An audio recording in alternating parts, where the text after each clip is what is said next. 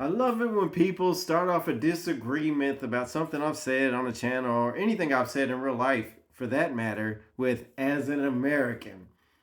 As if I'm genetically predisposed to think a certain way because of my identity, and what I think on the inside has no effect on anything I do in any decisions I make in my life, right?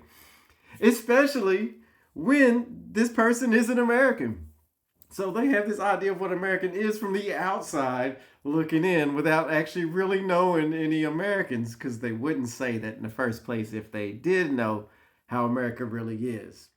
America has always been a country with large divisions, so much so that in 1865, some people decided to say, well, slavery is wrong based on morality, which was based in Christianity. And the other one said, no, we want to keep doing the slavery because we're rich and powerful, can exploit people. And by the way, they were only about 1% of the population that benefited and had slaves.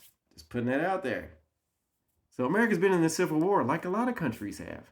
Americans have always disagreed. And I think that's the beauty of any country lasting or standing the test of time.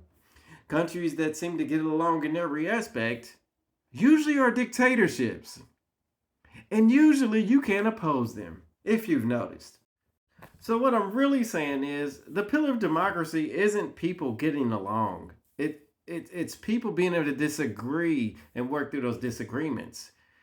Because just getting along is not necessarily good when you're forcing people to do that. But when people can disagree publicly and argue out ideas and come to decisions that way, I think that's healthy for democracy.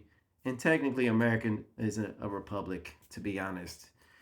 So, identity is important, but it ain't that important, right? Your ideas is what matters. How you think in your mind, how you view the world, and how you project that to others is what actually matters. Merit is more important. And that's always been something I've looked at.